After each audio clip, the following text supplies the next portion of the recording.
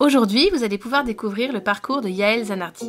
Donc Yaël est professeure des écoles depuis 20 ans et elle n'était pas forcément satisfaite à 100% en tout cas de son travail et avait l'impression de laisser certains enfants au bord de la route. Donc elle s'est mise à chercher, elle est en recherche permanente pour chercher des solutions pour pouvoir aider chaque enfant. Donc plusieurs fois, la pédagogie Montessori a pu lui apporter des clés pour aider chaque enfant, mais elle ne s'est pas arrêtée là et a continué de se former en orthopédagogie, entre autres. Vous allez pouvoir découvrir tout ça dans le podcast. Je laisse place à ma conversation avec Yaël. Bonjour Yaël. Bonjour. On s'est connus à la suite d'une conférence sur les ados. Tu étais venue me parler parce que tu avais peut-être vu un peu ce que je faisais sur Internet aussi, c'est ça? En fait, par l'intermédiaire de la médiation 3D avec laquelle j'avais fait une formation sur la communication non violente, quelqu'un m'avait donné tes coordonnées et j'étais allée un peu me balader sur ton site et puis écouter tes premiers podcasts. Voilà, et donc du coup, on a fait un peu plus connaissance et je me suis dit, bon, plutôt que de te poser plein de questions, on a déjà commencé, mais c'est là où j'ai eu l'idée en fait de faire un podcast avec toi pour en faire profiter aussi les auditeurs. Alors, est-ce que tu peux commencer par nous dire ce que tu fais en ce moment au quotidien? Alors, de formation, je suis professeure des écoles depuis 20 ans. J'exerce toujours à temps partiel. Et en parallèle, j'ai entamé il y a à peu près 1 an et demi une formation d'orthopédagogue. Et donc, j'ai obtenu l'autorisation de faire un cumul d'activités. Et le mercredi, j'accompagne des enfants et aussi des adultes pour les aider à apprendre à apprendre. D'accord. Alors, avant de parler de cette formation d'orthopédagogue, est-ce qu'on peut revenir sur ton parcours d'instit de ces 20 dernières années? Voilà. Alors, j'ai commencé par être remplaçante, puis ensuite, j'ai eu une CLIS, donc actuelle ULIS, dans la 2e année d'enseignement. Et puis après, j'ai réintégré l'école, on va dire, classique. J'ai eu des petites sections. Et puis, au bout d'un moment, j'ai eu des élémentaires. Et à cette époque-là, je commençais à me poser pas mal de questions pour savoir comment faire bien apprendre. Parce que je voyais que certains enfants tiltaient tout de suite, par exemple, pour apprendre la division, la multiplication. Et puis d'autres, il fallait passer par d'autres chemins parce que ça ne fonctionnait pas. Et puis, en cherchant sur Internet, à chaque fois, je retombais sur Montessori. Et je me suis dit, là, il faut que je creuse. Et donc, ça devait être, vers 2011. J'ai commencé une formation par l'intermédiaire d'une association qui s'appelle La Source. Et je me suis formée à la pédagogie Montessori. Et là, ça a été quand même une grosse révélation. Parce que je me suis rendu compte qu'on pouvait enseigner autrement. Et que aussi, il y avait cette notion de gradation des difficultés et que chaque grosse chose qu'on avait à apprendre aux enfants, on pouvait la découper en petits morceaux et faire en sorte que finalement l'enfant ne soit jamais en difficulté, qu'il aille palier par palier en étant quand même stimulé, mais en limitant un peu la sensation d'échec et en dédramatisant aussi les erreurs et en permettant les essais. J'ai découvert aussi beaucoup l'autonomie chez Montessori et puis le matériel, quoi. Alors vraiment le matériel de maths, moi ça a été vraiment, j'ai compris des choses moi en tant qu'adulte. Et là, je me suis dit, vraiment, on peut enseigner autrement. T'es pas la seule, parce que à ma dernière formation, j'ai une maîtresse de CE2 qui a compris ce que ça voulait dire 4 au carré et 4 au cube. Et ben moi, c'est pareil. Voilà, c'est ça. Exactement. Je me suis dit, 4 au cube, c'est un cube. Voilà. Et puis, donc, je suis ressortie de là vraiment boostée. Et puis, à cette époque-là, je suis retournée en élémentaire. Je suis retournée en maternelle. Et là, je me suis dit, il faut vraiment que je fasse quelque chose de différent. Ça m'a autorisée, en fait, à sortir un peu du cadre. Donc, j'ai tenté des choses, mettre en place la pédagogie Montessori. Mais j'ai eu du mal quand même parce que je me sentais vraiment seule. Et puis c'est pas facile quand on a eu une révélation comme ça, quand on a l'impression d'avoir appris quelque chose de merveilleux, on a envie de le faire partager aux autres. Et en même temps, les autres ne sont pas forcément prêts là à entendre tout ce que vous avez de joli à raconter. Donc effectivement, ça tombait pas forcément bien pour mes collègues, pas au bon moment, on va dire. Et j'ai pas réussi à infuser tout de suite la pédagogie Montessori, donc j'ai pas mal commencé toute seule. Il y a des choses qui n'allaient pas parce qu'en Montessori, on attend que l'enfant soit prêt. Et parfois, j'avais des enfants que je n'arrivais pas à engager dans les apprentissages. Donc, j'ai pris un petit peu aussi de la pédagogie où on utilise les plans de travail. Donc, chaque élève avait un plan de travail et puis faisait les activités dans l'ordre qu'il voulait. Il gérait de manière autonome.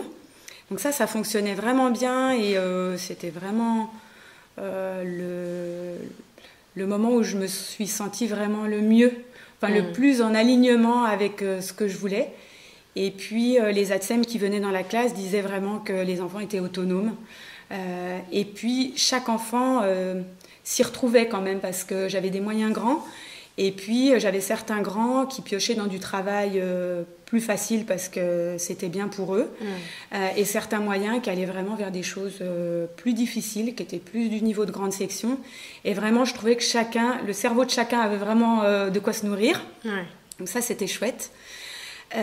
Mais malgré tout, j'ai continué à avoir des soucis au niveau du comportement des élèves, notamment dans les temps de regroupement, où l'attention partait, j'arrivais pas à les accrocher.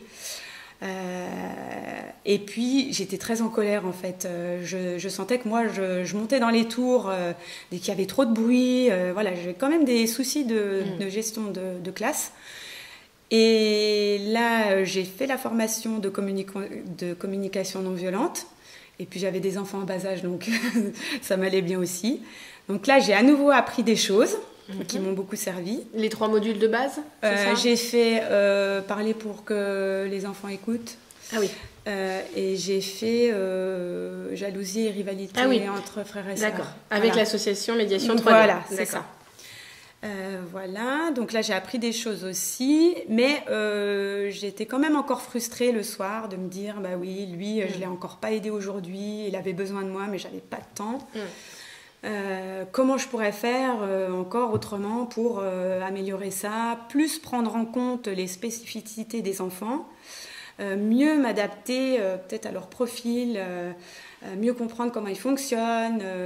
Et là, en fait, je suis allée me former en Belgique aux intelligences multiples avec... alors, est-ce que je vais me rappeler de son nom ?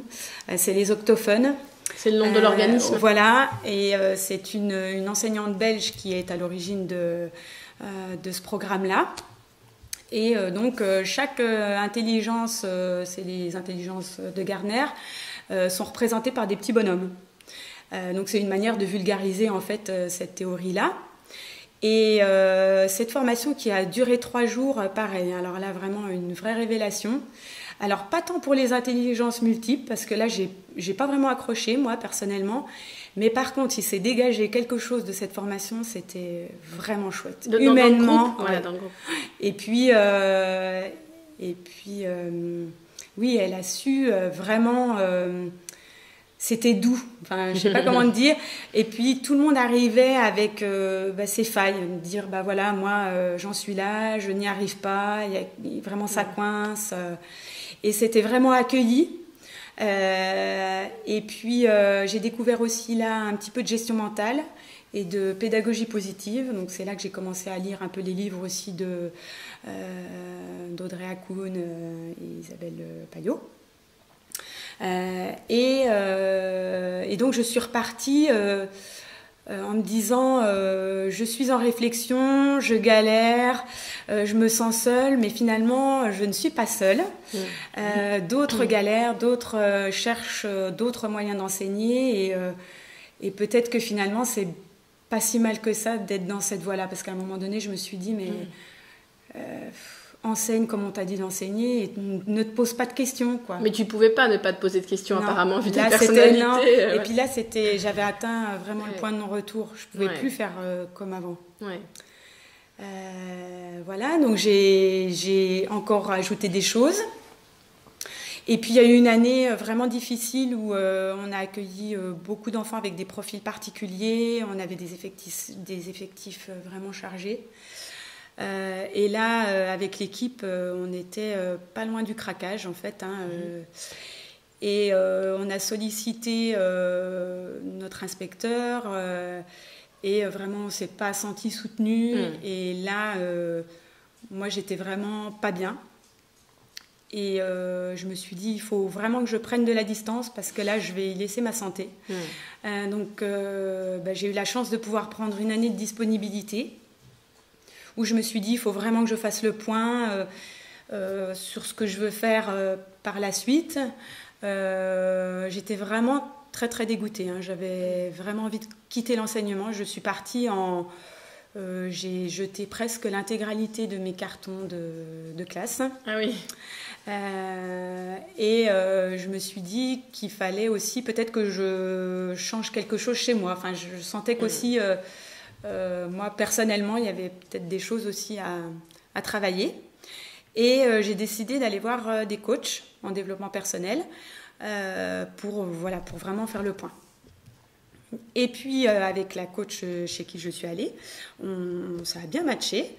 Et on s'est découvert des intérêts communs. Et j'ai travaillé chez elle pendant une année. Et je me suis formée aussi pour travailler sur moi. Voilà. Mais tu t'es formée, comment ça, pour accompagner d'autres personnes qui étaient en questionnement au niveau professionnel? Oui, mais pas forcément uniquement des enseignants, mais des gens qui étaient un peu en transition.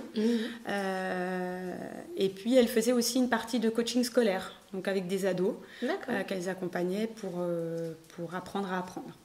Donc j'ai fait ça pendant un an où je me suis formée, j'ai travaillé aussi un peu avec elle. Ça restait quand même assez... c'était une méthode bien précise moi j'ai toujours envie un peu de pousser les murs. Donc j'ai beaucoup appris. Mais j'avais envie de quelque chose qui soit plus souple. Voilà. Pas une méthode qu'on devait appliquer et rester encore enfermé.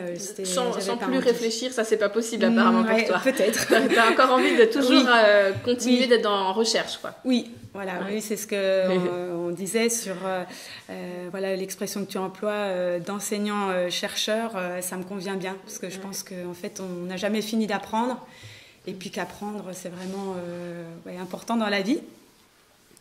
Alors là, je ne sais pas pourquoi, au mois de mai m'est revenu ce métier d'orthopédagogue dont j'avais entendu parler dans la formation en Belgique, parce qu'en Belgique, c'est un métier qui existe vraiment.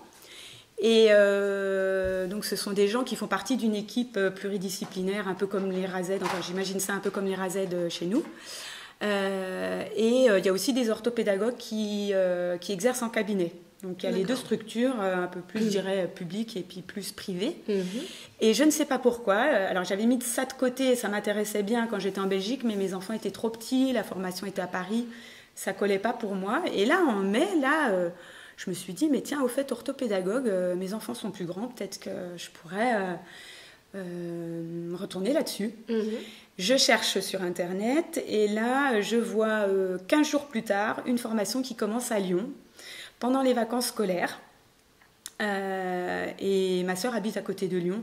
Et je me suis dit, non mais là, synchronicité, il faut que j'y aille. Et j'y suis allée. Et là, je me suis dit, waouh. En fait, dans l'orthopédagogie, il y a tout ce qui est important pour moi, c'est-à-dire la recherche. Ce côté, peut-être qu'il n'y a pas une méthode, mais qu'il y a plein de méthodes et que si on connaît le profil d'apprentissage de l'enfant, on peut peut-être lui proposer des choses qui conviennent bien à son profil. Il y avait aussi alors les deux formatrices, Angélique Prost et Christine Louvier, c'est vraiment des belles personnes, très humbles. Elles sont orthopédagogues depuis 12 ans maintenant, toutes les deux. Et vraiment, elles te proposent des choses mais jamais en force. Voilà, essaye, tu verras si ça marche. Si ça marche pas, tu me rappelles. On voit ce qu'on peut mettre en place d'autres. Voilà, donc ça, j'ai vraiment beaucoup aimé ça. Il y a le côté aussi manuel, bricolage. Voilà, on est sans arrêt en train de penser à des choses pour mettre en forme des concepts, mais par l'intermédiaire de petits puzzles, de maquettes. Voilà, par exemple, sur la gestion des émotions, on a un cerveau sur une feuille, on entre un ballon dedans et on montre que quand on souffle dans le ballon, quand les émotions sont très fortes, c'est comme un ballon qui gonfle et en fait le cerveau il est envahi et on peut plus réfléchir. Voilà. Donc, c'est amener des concepts peut-être un peu compliqués comme ça à expliquer par des maquettes et pour que ça soit bien compréhensible par les enfants. Donc j'aime bien aussi ce côté manuel, bricolage là, voilà. Et puis il y a l'accompagnement vraiment individuel. Et ça vraiment j'ai découvert, comment dire, là je dis bien en ce moment qu'on a plein de super pouvoirs. On n'en est pas forcément conscient et puis on ne sait pas forcément bien les utiliser.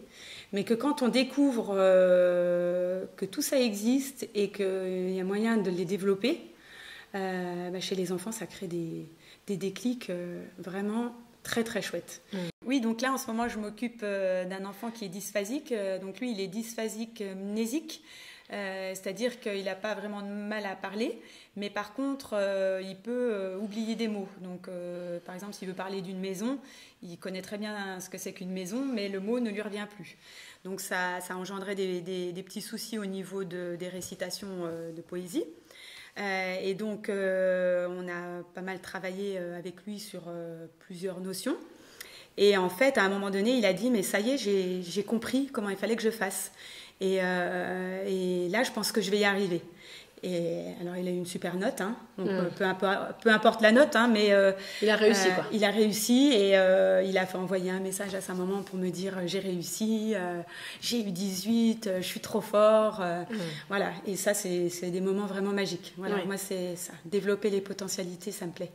Et du coup, là, en ce moment, tu as ton mi-temps, c'est ça? Mi-temps d'enseignante. Je suis à 3/4 temps. 3/4 temps. Plus et à côté, tu accompagnes des enfants en individuel. Oui, des enfants et 2 adultes. Adultes aussi, oui, d'accord. Voilà. Oui, parce que j'ai pas expliqué en fait ce que c'était orthopédagogue. Non, vas-y. Voilà, donc en fait, orthopédagogue, on peut s'occuper à la fois d'enfants et d'adultes et on les accompagne pour comprendre comment on fait pour mieux apprendre. Alors, le point de départ, c'est déjà d'identifier le profil d'apprenant.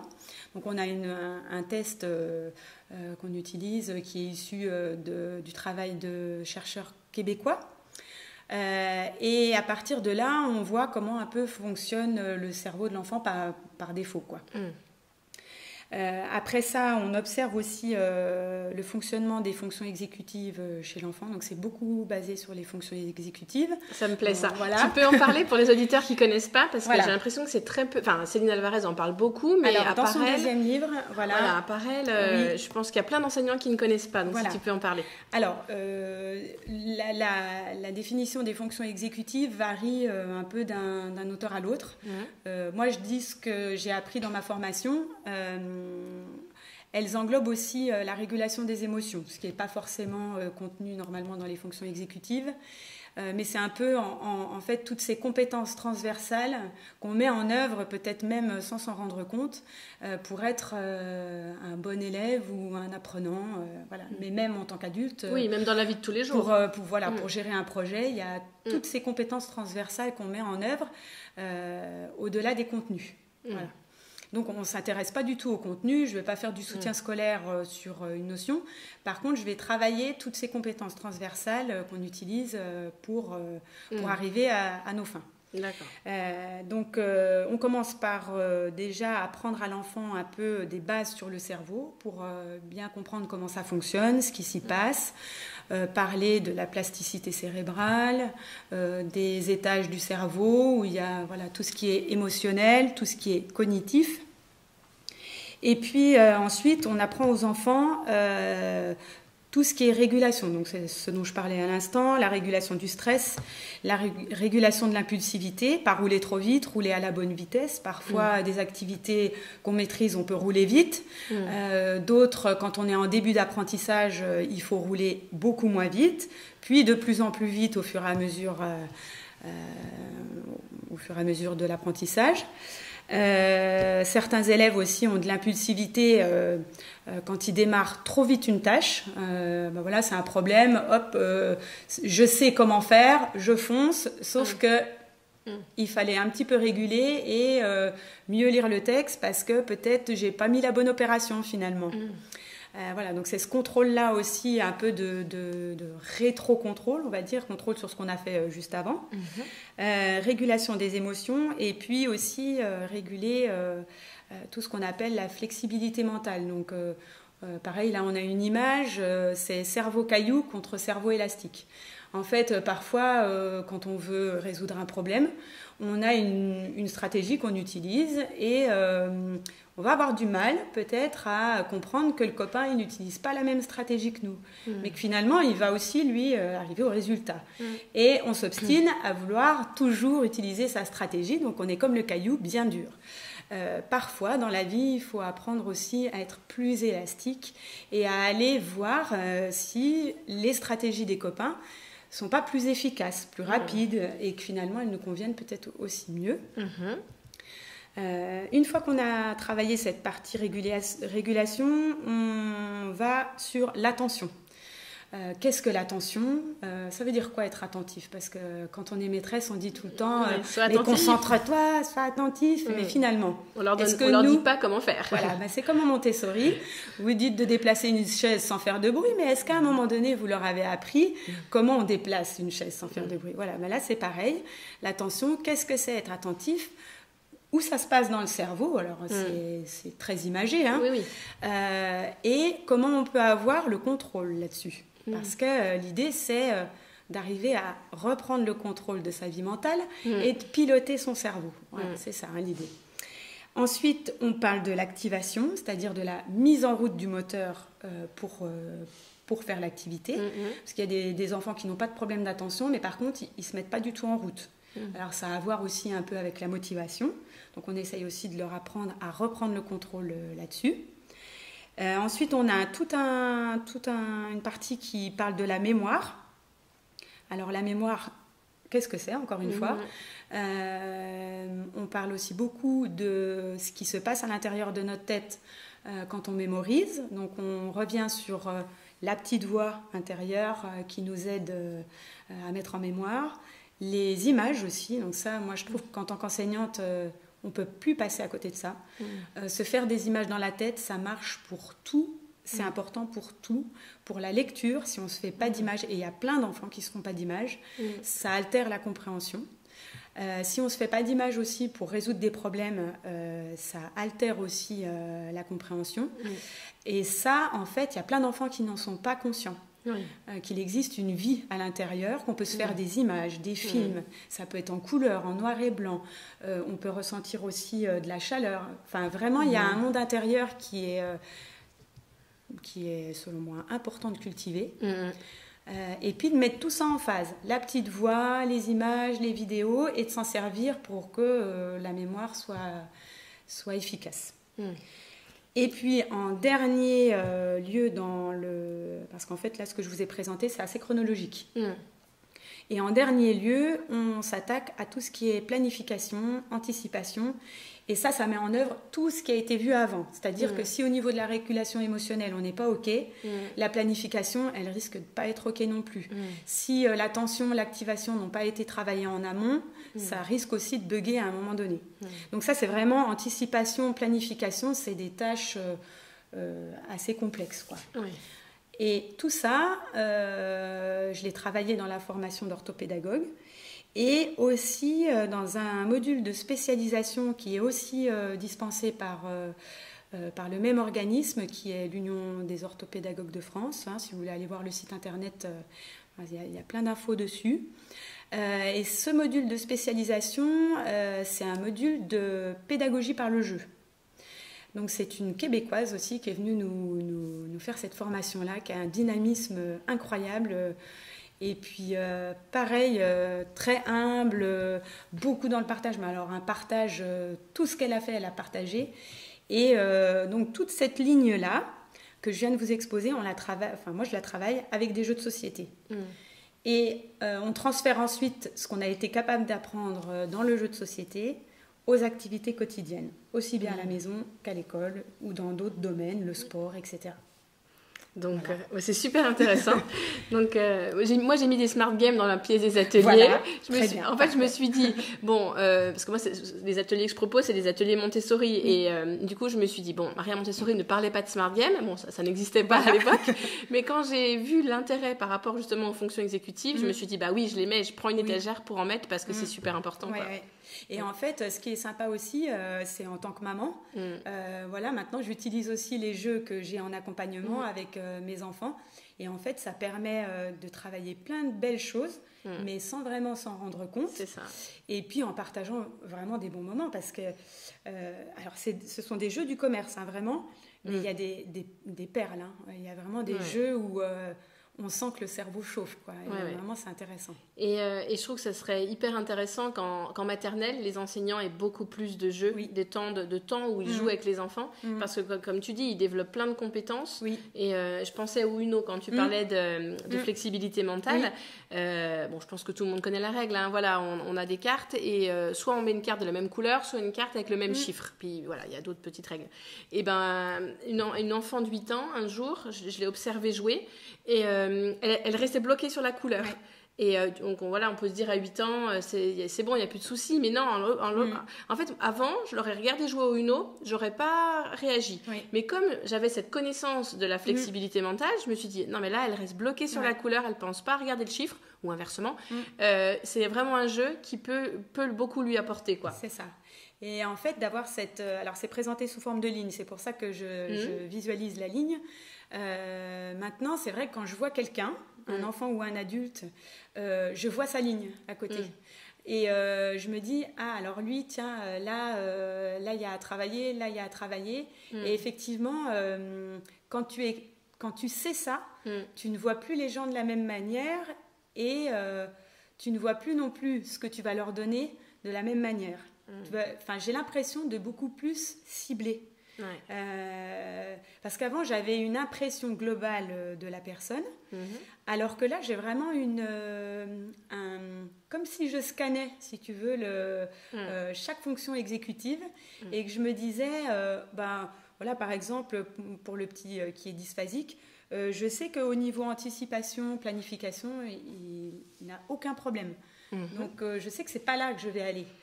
Mais je sais exactement où je vais devoir aller pour lui. Et ça, c'est très confortable, ça cible beaucoup plus vite l'endroit où on va intervenir et puis le levier est bien plus efficace, je trouve. Oui, donc tu as l'impression de vraiment pouvoir aider chaque enfant là où il en a besoin. Là où il en a besoin. Voilà. Et en revanche, j'ai encore beaucoup de mal à appliquer ça à l'école. Parce qu'on est beaucoup, alors je vais dire, on est beaucoup parasité par les contenus. Enfin, c'est quand même notre job de donner des contenus.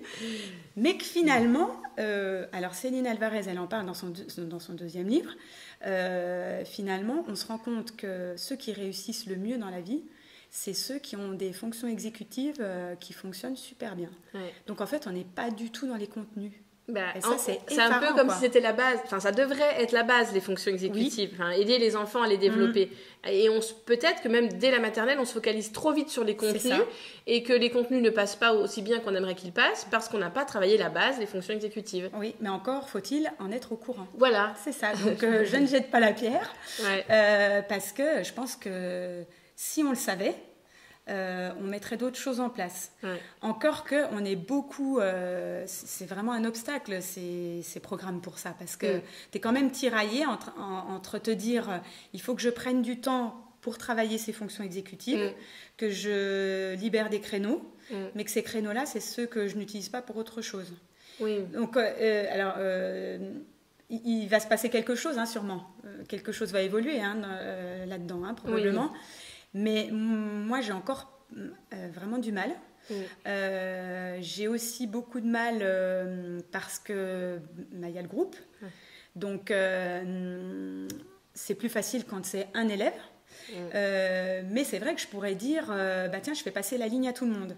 Alors moi, j'ai pas ma classe à moi, donc j'ai jamais eu l'occasion de le faire. Mais peut-être que si j'avais ma classe à moi, je commencerais par la ligne dont je vous parlais. Je fais la ligne pour chacun et je fais peut-être des groupes de besoins. Mais là, ça, j'ai jamais testé. Oui, donc, du coup, tu as 3 classes, 3 jours différents. Voilà, sur 3 donc jours. je n'ai les élèves qu'une seule fois par semaine. C'est compliqué. Et en plus, moi, j'ai des petits. Et c'est encore un peu juste. Moi, je pense que grande section, c'est vraiment le super moment pour faire de la prévention. Parce que si tu travailles bien les fonctions exécutives là, c'est ça de gagner pour les niveaux suivants. Et que, en fait, oui, ça, je l'ai pas assez dit. En fait, c'est beaucoup un dialogue entre l'orthopédagogue et l'enfant. On nous apprend vraiment l'écoute active, poser des questions pour récupérer les stratégies de l'enfant. Et aussi un dialogue métacognitif, en fait, pour que lui s'observe en train de fonctionner et qu'il prenne conscience des stratégies qui sont efficaces et puis de celles qui sont un petit peu moins bonnes, qu'il va falloir modifier ou peut-être carrément abandonner parce que c'est un automatisme qui s'est mis en place mais qu'il faut absolument inhiber parce qu'il n'est pas du tout bon. Voilà, donc il y a un dialogue qui est nécessaire et petite section, moyenne section, c'est quand même compliqué là. Grande section, ça commence à être possible. Tu veux dire que c'est compliqué de comprendre leur stratégie, mais qu'on peut déjà mettre plein de choses en place pour développer leur fonction exécutive. Voilà, exactement. Parce que des choses toutes simples du quotidien, comme s'habiller seul, mettre la table, débarrasser de la vaisselle, là, ils vont construire plein de choses. Et puis les jeux dont tu parles, là, on peut déjà... Les smart games, les smart games, on peut les mettre en place. Le Uno, avec des moyens, tu peux mettre en place... sous une forme, peut-être pas avec tous les nombres, sous une forme adaptée. Il y a plein de choses que tu peux déjà mettre en place, mais si tu veux un peu remédier à des difficultés qui sont déjà en place, là, en individuel, c'est plus confortable. Et puis un enfant de grande section, il commence à réfléchir sur lui. Il arrive à comprendre que les apprentissages, c'est pas figé et qu'il a un pouvoir un peu dessus, il peut piloter des choses. Avant ça, les enfants sont quand même très égocentrés et puis c'est pas leur centre d'intérêt, quoi. Donc là, actuellement, tu peux pas le mettre en place en classe vu que tu as 3 classes différentes et que c'est des petits. Mais puis pour toi, tu parlais du souci du groupe, mais parce que là, dans ma tête, je suis en train de faire le rapprochement entre apprendre à apprendre, l'orthopédagogie et la pédagogie Montessori. Une instite, qui a sa classe, on va dire 4 jours par semaine, qui travaille, on va dire, avec les grands principes de la pédagogie Montessori, donc l'autonomie. Cette instite, elle aura des temps en individuel avec chaque enfant. Donc là, ça serait tout à fait possible, en fait. Oui, mais on revient à l'individu dans le groupe. Et là, dans la manière de fonctionner actuelle, avec 28 autres élèves, il faut trouver des moyens de ne plus avoir tout ce groupe-là. Parce que sinon... Alors, il y a des choses, des notions que tu peux donner en grand groupe. Des notions de base sur le fonctionnement du cerveau. Je l'ai fait l'année dernière avec une classe de CE2. Ils ont vraiment beaucoup accroché, découvrir un peu comment ça se passe à l'intérieur, découvrir comment fonctionne la mémoire, que en fait il va falloir peut-être utiliser d'autres outils comme les cartes mentales, comme le sketchnoting. Sketchnoting, peut-être c'est... moi je sais, mais explique aux auditeurs. Voilà, alors carte mentale, je pense que c'est un peu plus connu. Donc on part d'une thématique qu'on met au centre d'une feuille, et puis il y a des branches qui partent pour expliquer les notions qui sont connexes au thème de base. Le sketchnoting, c'est pas sous forme de branches, mais ça a de commun avec la carte mentale qui a des dessins. Et en fait, on prend des notes quasi uniquement par dessin. Des petits croquis qu'on met sur la feuille, éparpillés comme on veut, avec des cadres, des lettrages qui peuvent être un petit peu différents, ombrés. C'est assez artistique. Les gens qui sont très forts en sketchnoting, c'est vraiment beau. Et ça correspond à certains profils d'apprenants qui apprennent mieux, qui récupèrent mieux les infos comme ça que quand on a un texte de 3 pages linéaire, quoi. Où finalement on a beau surligner, mettre en fluo, en fait ça n'entre pas si bien, les liens ne se font pas si bien que ça. Et puis il y a certains enfants, quand ils voient 3 pages, au secours, déjà, ils n'ont même pas envie d'entrer dedans. Ah ouais. Mercredi, j'ai aidé une enfant de CM2 avec sa leçon de géographie là, sur la population mondiale. Ouais. Et du coup, on a repris les grands points de sa leçon. Et j'ai fait, moi, devant elle, une carte mentale en brouillon. Ouais. Et après, voilà, tu te l'appropries, une couleur par branche. Et donc voilà, je lui poserai la question mercredi prochain, mais je pense que ça l'a aidé. T'as senti que ça accrochait? Ouais, je pense que ça l'a aidé à plus retenir. Ouais, c'est ça. Donc voilà, mais je ne sais plus où mais par contre, tu vois, là, c'est très intéressant ta question. T'as senti que ça l'a aidé? Ben, j'en ai pas la certitude. Oui. Enfin, je sais pas. Alors que ce que tu disais avec la formation d'orthopédagogue, tu ressens plus comment aider l'enfant. Là, moi, j'ai utilisé la carte mentale parce que je me suis dit c'est un outil qui peut être intéressant, donc je vais lui proposer. Mais je ne sais pas si c'était approprié ou pas. Alors en fait, c'est parce qu'en amont, nous, on a testé le profil d'apprentissage. En fait, on a 4 catégories qui ressortent des tests qui vont 2 par 2. Donc ton cerveau, il peut être soit verbal, soit non verbal. Donc verbal, ça veut dire que tu vas plus être accroché aux mots, au texte, voilà. Et non verbal, tu vas plutôt t'accrocher aux images. Et puis les 2 autres catégories, c'est simultané ou séquentiel. Donc soit ton cerveau, il est séquentiel, c'est-à-dire que tu aimes bien quand ça va dans un ordre précis, petit 1, petit 2, etc. Ou alors ton cerveau est plutôt simultané, c'est-à-dire qu'il aime bien quand les choses arrivent de manière simultanée. On pourrait rapprocher ça un peu de la pensée en arborescence, voilà. Donc à partir de là, on voit si pour un enfant, le visuel va plus s'accrocher. Alors la chance avec la carte mentale, c'est qu'elle convient quasiment à tout le monde. Oui, parce qu'il y a des mots et des dessins. Voilà. Et puis il y a aussi cette notion d'espace. Il y a certains enfants qui sont très très sensibles à l'espace en disant ah oui, c'était le truc qui était en haut à droite, attends, ça va me revenir, voilà. Ils raccrochent avec le dessin ou avec la sonorité du mot. Il y a des fois des enfants qui, à côté du mot, mettent un dessin, mais toi tu penses que ça n'a rien à voir. Oui, mais lui ça lui voilà, parle. Par exemple, tu parles d'Homère, l'autre, l'enfant il va dessiner Homer Simpson. Et pour toi, ça ne tilte pas. Mais lui, ça lui fait lien. Peu importe, l'essentiel, c'est que lui, il récupère. Qu'il récupère l'information. Voilà, c'est ça. Oui, donc la carte mentale, du coup... Alors, le problème, c'est que cet enfant m'a dit, moi, je ne sais pas dessiner. Voilà. Donc, elle a mis que des mots. Voilà. Alors, en fait... moi, il y a un module de... Tu voudras peut-être qu'on détaille un peu le contenu de la formation. Donc, il y a un module de pensée visuelle, enfin d'outils de pensée visuelle. Donc, on a parlé de la carte mentale et du sketchnoting. Et en fait, moi, je me suis rendu compte que mon profil, il est assez non-verbal.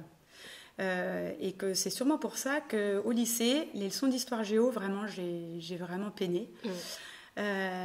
Et maintenant, depuis que j'ai fait ce module-là, tous les cours que je prends, toutes les formations que je prends, c'est tout en sketchnote ou en carte mentale. Alors effectivement, moi non plus, le dessin, j'adore bidouiller, dessiner, mais alors je suis pas très bonne. Et en fait, les formatrices nous ont conseillé de nous faire un petit calepin. Donc j'ai acheté un petit répertoire et à chaque lettre, je mets des dessins qui correspondent aux mots que j'utilise souvent. Donc par exemple, à la lettre O, j'ai objectif et je me suis fait une cible. Donc j'ai appris à dessiner une cible en petit picto, tout simple. C'est pas le dessin d'art, mais voilà, c'est pour être efficace. Et voilà, je conseille aux gens qui ont envie de se lancer dans les cartes mentales et dans le sketchnoting de se faire un petit répertoire comme ça, de petits dessins faciles à faire on peut rouvrir le calepin et puis reprendre. Ouais, en gros, c'est apprendre à dessiner des petites choses simples, des petits pictogrammes pour après pouvoir les réutiliser rapidement. Voilà, c'est ça, exactement. Ouais. Ah, mais cette formation, je trouve qu'elle a l'air vraiment complémentaire, je trouve, tu vois, avec la pédagogie Montessori. Oui. Ça me paraît pas du tout opposé, au contraire, ça me paraît vraiment complémentaire. C'est complémentaire et alors j'ai pas fait suffisamment le lien encore pour l'instant, mais je pense que Maria Montessori, elle avait senti des choses. On sait déjà, voilà, elle en parlait, déjà pas de cette manière-là, mais elle en parlait. Elle parlait déjà de l'importance d'apprendre l'attention à l'école. Voilà, elle avait quand même le feeling pour plein de choses et que voilà, je pense que vraiment. Je crois quand même que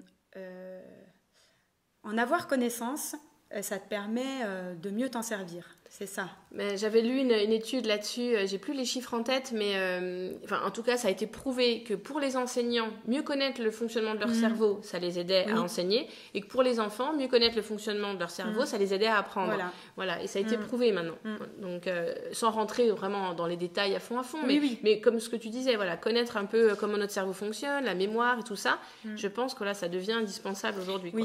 Oui. Et puis, quand on le sait, on peut plus faire comme si ça n'existait pas. C'est ça. Et alors bon, après il faut en faire quelque chose et voilà, il y a aussi des obstacles, mais bon voilà, c'est encore chercher. C'est ça. Chouette, on va encore chercher. C'est ça. Et j'ai remarqué que tu disais beaucoup de métaphors quand tu parlais de cette formation, parce que le cerveau caillou, le cerveau élastique, t'as dit mettre en route le moteur. Oui. Enfin, t'as utilisé plusieurs métaphores. Voilà. En fait, c'est ce que je te disais au tout début. On essaye de vulgariser des choses qui sont un petit peu abstraites, de rendre concrètes des choses qui sont abstraites. Voilà, plus exactement. Et ça marche beaucoup par métaphore. Et ça, moi, j'adore. Je trouve ça vraiment génial. Et puis après, tu choisis ta métaphore à toi, mais là, elles en proposent certaines qui sont déjà très efficaces. Et puis, c'est doux aussi, tu vois. Tu dis, attention, cerveau caillou, je fais ça avec mes enfants. Quand ils jouent à un jeu et que, non, je ne ferai pas comme ça, ta technique, elle ne marche pas. Cerveau caillou. Et voilà, c'est une manière aussi d'en parler sans que ce soit fais pas ta tête de mule, t'es mauvaise perdante, voilà, c'est un peu plus positif, on va dire, plus dans l'humour. Bon. Et tu as fait beaucoup de formations, donc je vais te poser la question que je pose habituellement. Pour toi, de quoi un enfant a besoin pour bien grandir et s'épanouir? Alors en fait, là en ce moment, je me dis de plus en plus qu'on sous-estime les effets de la relation entre l'enfant et l'adulte. Parce que finalement, dans les accompagnements individuels que j'ai en ce moment, certes, je leur apporte à un moment donné quelque chose qui fait déclic chez eux, mais en fait, je crois que ce qui marche le mieux, c'est que j'ai confiance en eux. Et que c'est drôle parce que je n'ai pas cette confiance parfois avec mes enfants, mais avec ceux que j'accompagne, je sais qu'ils ont ça en eux, et quand je les entends dire ça y est, j'ai compris, alors là c'est vraiment le moment magique, et je pense que oui, si on arrive à créer un lien avec l'enfant en lui montrant qu'il peut se tromper et que c'est même obligé, indispensable, mais qu'on sera toujours là, même si sa route est compliquée, on sera toujours là pour essayer de trouver quelque chose qui va l'aider. Et en fait, voilà, je suis beaucoup là-dessus en ce moment, et j'essaye de lire des choses sur cet effet Pygmalion là, et je pense que alors c'est bien d'avoir tous ces outils, mais je sais pas, peut-être que c'est parce que maintenant je me les suis un peu plus appropriés, mais que je me dis qu'on peut avoir les bons outils, mais si cette relation elle n'existe pas, l'outil on passe à côté, quoi. Ouais. Pour toi, c'est la base, la relation. Ouais. Et ce qui est rigolo, je ne sais pas si tu as remarqué, mais quand tu as parlé de tes différents formateurs que tu avais rencontrés, à chaque fois tu disais c'est une belle personne, c'était doux. Donc ça veut dire que tu as peut-être aussi pu autant profiter des formations parce que ça a matché avec le formateur ou les formatrices. Alors oui, moi je suis très formateur dépendant, on va dire. Et puis c'est beaucoup ce qui me manque aussi maintenant. C'est le partage. C'est d'ailleurs pour ça que je suis très contente de partager ce moment avec toi aujourd'hui. À l'école, j'ai beaucoup de mal avec ce partage-là. Alors, je ne sais pas pourquoi, mais c'est peut-être moins facile. C'est pas facile d'arriver avec des choses qu'on a apprises. Et dans 3 écoles différentes aussi. Voilà, oui, peut-être aussi. Et c'est vrai que... j'aimerais que l'école puisse être douce comme ça. Mais en même temps, en tant que maîtresse, je n'y arrive pas non plus encore. à ce que ça soit doux comme ça. Parce qu'il y a plein de choses plein d'injonctions, plein de... voilà, dans ta tête, tu te dis, ah oui, mais... ça je l'ai encore pas bien fait, et puis lui il a pas encore bien réussi, et puis si mon inspecteur était là, qu'est-ce qu'il penserait de ce que je fais, et mes collègues. Donc voilà. Se détacher du regard des autres, c'est ce qui est encore difficile. C'est vraiment compliqué. Et avant qu'on enregistre, tu disais que c'était compliqué aussi de partager les difficultés avec les collègues. Par exemple avec des copines, c'est plus facile. Mais... Oui, parce qu'en fait, les copines, on sait déjà qu'il y a des traits communs, que qu'elles vont pas ni se moquer, ni juger, ni voilà. Et puis qu'elles savent aussi comment je fonctionne. Peut-être que des fois, quand je parle, je suis tellement emballée par ce que je dis que peut-être parfois je peux paraître un peu trop. Je sais pas comment dire. Que ça laisse pas de place au doute, que tu as envie que tout le monde travaille comme ça, quoi. Oui, alors qu'en fait, le doute, c'est à chaque instant. Et que voilà, peut-être aussi, ça fait un peu peur.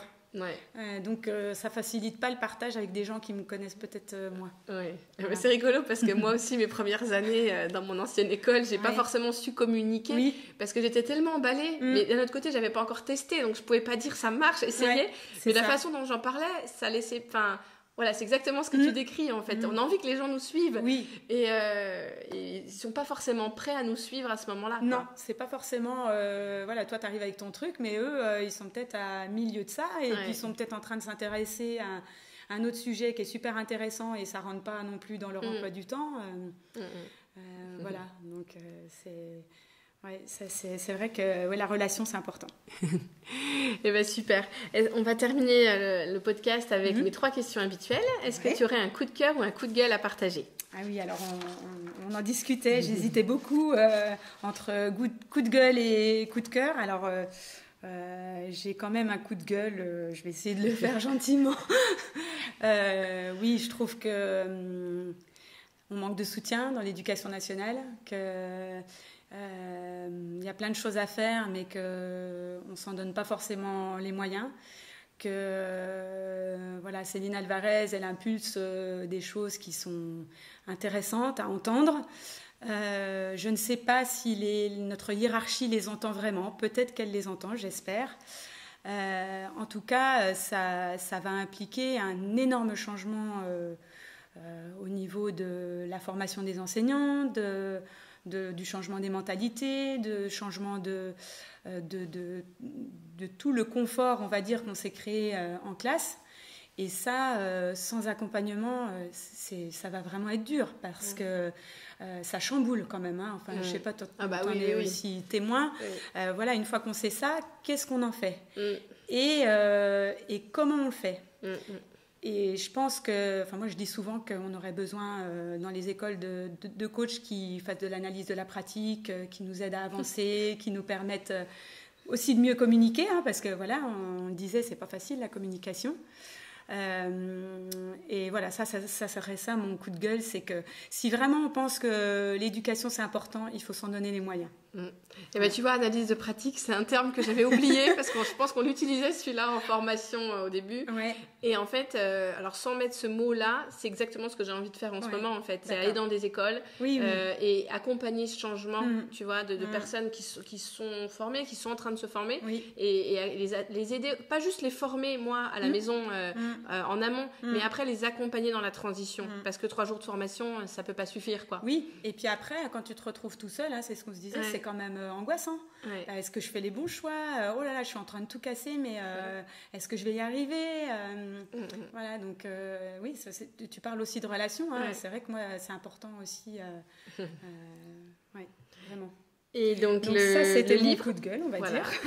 Et le livre. Voilà, le livre. Alors, je vais dire quand même que c'était le premier livre de Céline Alvarez. J'avais découvert son site, la vidéo qu'elle avait faite de son école avant. Mais vraiment, là, je me suis dit, j'ai pleuré quand même quand j'ai lu le livre. Mais j'ai pleuré en fait d'excitation. Hein. J'ai pas dormi la nuit, mais j'étais comme une pile. Je lui ai écrit un mail ensuite en lui disant waouh, c'est super ce que vous faites. Voilà, j'étais vraiment à fond. Voilà. Après, je suis contente aussi qu'elle aille vers vers les fonctions exécutives et puis que voilà, elle éveille un peu aussi les gens à ça. Donc ça, c'est vraiment on va dire le déclencheur. J'ai beaucoup aimé aussi, j'en parlais tout à l'heure, Apprendre autrement avec la pédagogie positive d'Isabelle Payot et Audrey Hakoun. Ça, j'ai vraiment bien aimé. Et puis, L'école du colibri aussi, d'Isabelle Peloux. Voilà. Ces 3 livres, c'est vraiment une autre voie est possible, quoi. Et ça donne un peu de fraîcheur. Et la citation, pour terminer? Alors, la citation, c'est « Quand je me plante, je pousse ». Voilà. Donc, c'est remettre l'erreur vraiment dans un plus joli statut et de dire que voilà, c'est ce qui fait aussi progresser. Eh ben, merci beaucoup, Yael. Je t'en prie, c'était un plaisir. J'ai beaucoup apprécié cet échange avec Yael. On a beaucoup discuté avant le podcast et après.